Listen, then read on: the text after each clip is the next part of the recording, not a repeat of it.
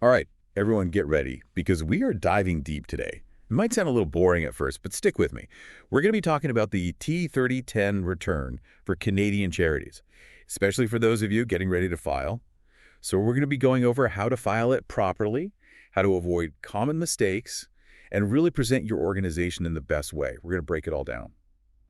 And to help us with that, I've got someone here with me today. You know how I always say taxes are like a puzzle? But instead of a pretty picture at the end, you get peace of mind. Yeah, that's one way to think about it. Well, to help us navigate this T3010 maze, I've got an expert puzzle solver with me. Happy to be here. What do you say? We get started with some of the basics, things that can trip people up right away. Yeah, for sure. I think one of the most important things to remember is that the return needs to be complete. You need every form, every attachment, your financial statements, everything needs to be there. It's not like ordering a pizza where you can just say, hold the mushrooms. So no picking and choosing what we want to include. And speaking of pizza, I'm guessing there's a pretty strict delivery time for this return. Yeah, you're right about that. There's a strict deadline of 6 months from the end of your fiscal year. So if your fiscal year ends on December 31st, you want to mark June 30th on your calendar and probably highlight it a couple of times. Missing this deadline can have some bad consequences, so no procrastinating allowed. June 30th, got it. No late-night pizza orders for this one. Yeah. Now, those financial statements you mentioned, those need to perfectly align with the fiscal year end, right? That's right.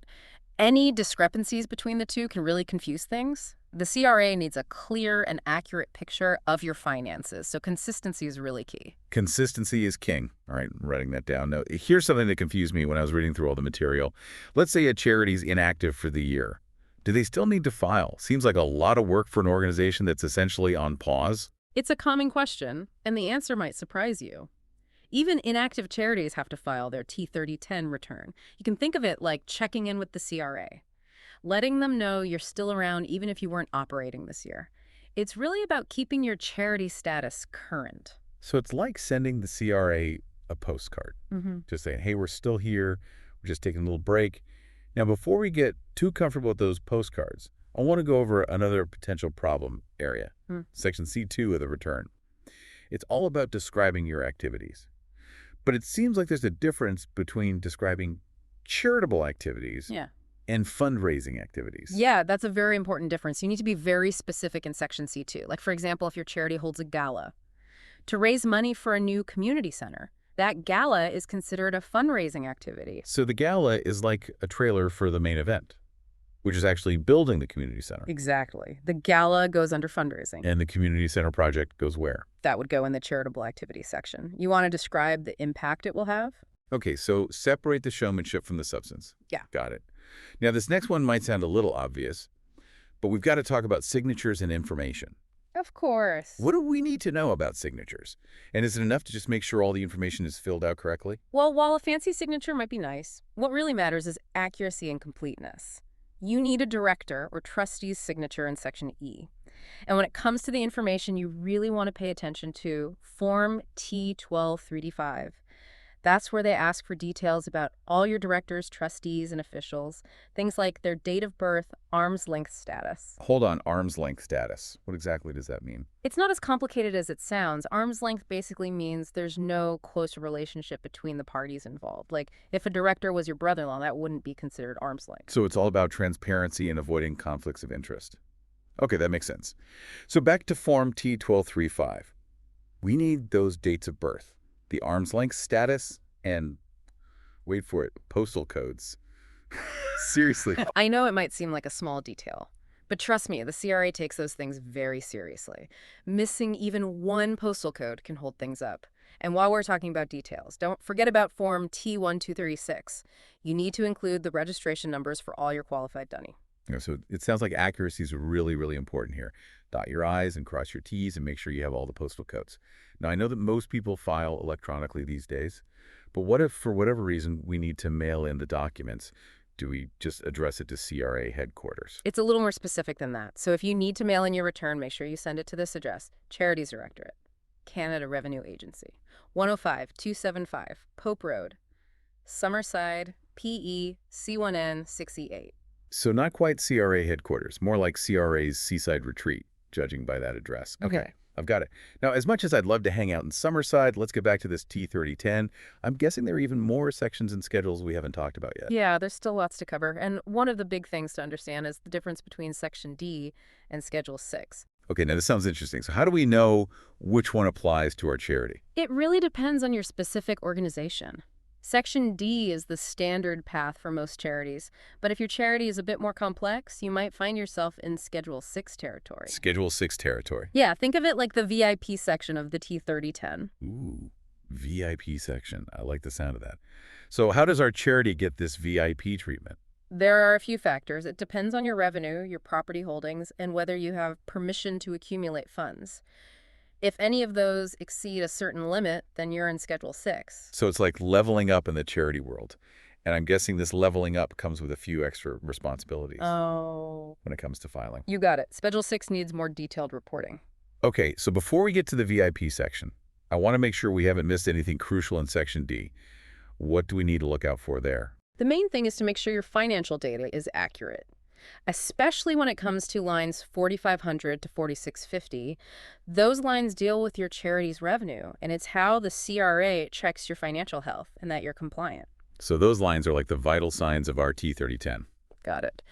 Well, before we move on to the VIP section, or maybe even grab a snack, I want to hear from you, the listener. What has stood out to you so far about the T3010 filing process?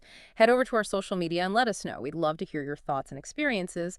And who knows, maybe your question will even inspire a whole new deep dive in the future. But for now, let's take a little break, and when we come back, we'll tackle Schedule 6 together. All right, so are you ready for that VIP Schedule 6? Absolutely. Let's get into it. Okay, well, as we talked about before, Schedule 6 is for charities.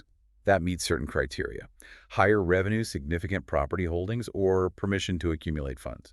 So if our charity's doing really well and maybe has some valuable property, that means we're in the Schedule 6 club. Exactly. And with that VIP status comes more responsibility. You need to give more detailed financial information. So you'll need to pay close attention to lines 4,500 to 4,510 to 4,580, 4,600 to 4,650, and 4,800 to 4,920. It sounds like the CRA wants a pretty thorough look at those finances. Yeah, they want to make sure everything is transparent and accountable, especially with organizations that have more resources. Transparency and accountability, those seem to be the key themes here. Now, speaking of transparency, let's talk about donations. Specifically, those donations that aren't just money. What about those gifts in kind? Oh yeah, gifts in kind or non-cash donations are a great way for people to support charities. Things like donating clothes to a thrift store or furniture to a nonprofit, but figuring out how to value them for the T3010 can be tricky. Yeah, it's like trying to compare apples and oranges, or maybe apples and office chairs in this case. How do we figure out how much those donations are worth? That's where the CRA guidelines come in. You have to follow them really carefully. For example, you can't just use the market value of a new item. If you donate that old couch you've been meaning to get rid of, you can't say it's worth the same amount you paid for it 10 years ago. No inflated couch values allowed. So we have to use fair market value and consider the condition of the item. Now, what about people who donate their time and skills? Do volunteer hours have any value to the CRA? That's a good question. While volunteers are incredibly valuable to charities, their time doesn't actually have a monetary value for the T3010. So we don't include volunteer hours as a financial contribution. That's right. But you should definitely highlight the impact of your volunteers in other parts of the return. Okay, that makes sense. So we've got gifts in kind, volunteer hours. Are there any other types of donations we should be aware of? Yeah, let's talk about restricted donations. These are donations that have specific instructions about how the money can be used. Like if someone donated money to fund a program. So the donation comes with a bit of a mission statement. Exactly. And when you're reporting on those donations, you need to be transparent. You need to track those donations separately and show that they were used according to the donor's instructions. So we need to show that we're using the money for its intended purpose. Now, are there any common mistakes charities make when it comes to reporting donations? One of the biggest ones is not giving out official donation receipts. Every eligible donation needs a receipt no matter the amount. So even if someone puts $5 in a donation box at an event? Technically, yes. But for those small donations, you can use a simpler receipt. But for larger donations, you need to include more information, like the donor's name and address, and the date of the donation. Okay, the different levels of detail depending on the amount. What other mistakes should we watch out for? Another one is reporting the wrong value for donated goods or services. We talked about fair market value before, and this is where it's really important to get it right. Overvaluing donations can have serious consequences, like audits and penalties. Okay, so better to be safe and follow those CRA guidelines. Now, we've talked a lot about the technical parts of filing the T3010, but I'm also wondering about how this return connects to a charity's impact. That's a good point.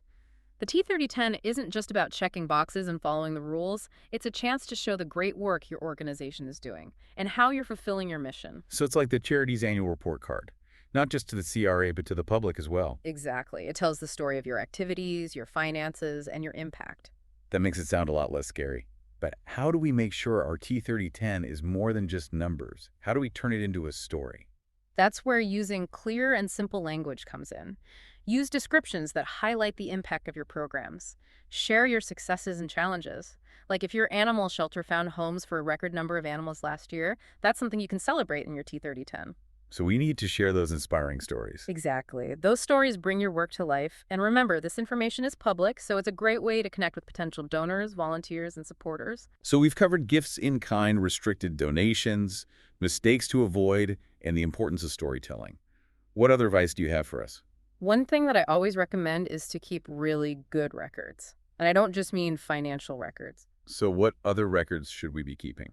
Things like your board meeting minutes program, reports volunteer logs, anything that documents your activities and decisions. And why is that so important? It gives you a clear audit trail.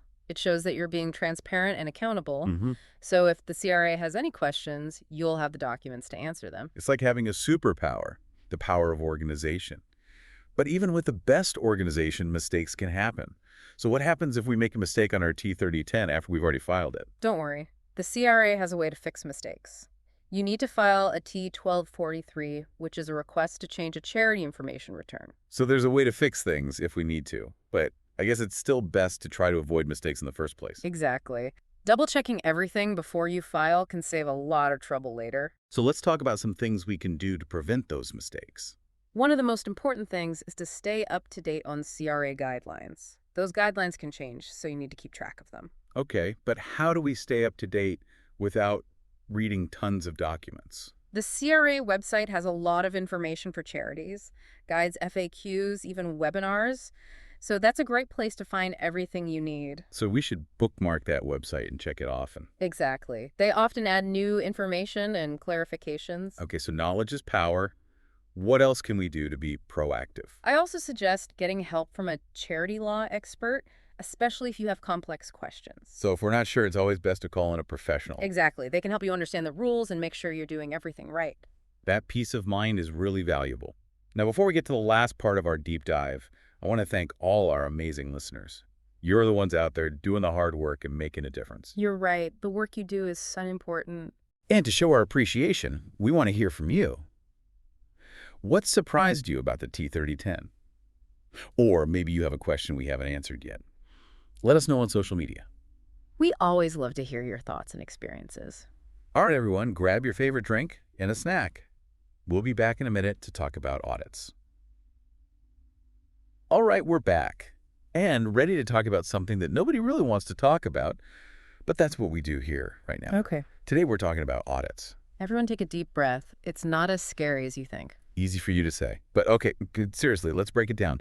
What actually happens during a CRA audit of a charity? Well, first of all, it's not like someone actually shows up at your door, but basically an audit is a review of all your records and activities. They want to make sure you're doing everything by the book, that you're managing your finances properly, and that you're actually running the programs you said you would. So kind of like a financial and operational health check. Yeah, you could say that. They'll look at everything you're governing, it documents your financials, your donation records, your program report. Wow, that sounds pretty thorough. So what makes them decide to audit a charity in the first place? Is it random, or are there certain things that can trigger it? There are definitely some things that can increase your chances of getting audited, like incomplete or inaccurate filings. Remember all that talk about accuracy and attention to detail? This is where it really matters. So if our T3010 looks like it was filled out by a 5-year-old, that's a bad sign. Well, it's not quite that simple, but you get the idea. Any inconsistencies between your reports and what you're actually doing can be a problem. Transparency and consistency are so important. Okay, so no funny business allowed. What about public complaints? Can those lead to an audit? Absolutely, especially if they're about serious issues like misuse of funds. It all comes down to having a good reputation. Okay, so integrity is important too. So let's say the worst happens and the CRA decides to audit our charity. What should we do? The most important thing is to stay calm. I know it's easier said than done, but try not to panic. You need to cooperate with the CRA. Provide all the documents they ask for. And this is where those records we talked about are so important. So it's like studying for a test. If you're prepared, you don't have to be scared. Exactly. And speaking of preparation, would it be a good idea to talk to a lawyer? I was just thinking that. It seems like it would be smart to have some legal advice. It can definitely be helpful, especially if things are complicated. A lawyer can help you understand your rights and communicate with the CRA. So it's like having a guide to help us through the process. That's a good way to put it. And remember, even if the audit finds some problems, it's a chance to learn and improve. Yeah, it's not the end of the world if we make a mistake. It's Uh, about figuring out how to do better next time. Exactly. Well, we've covered a lot of information today.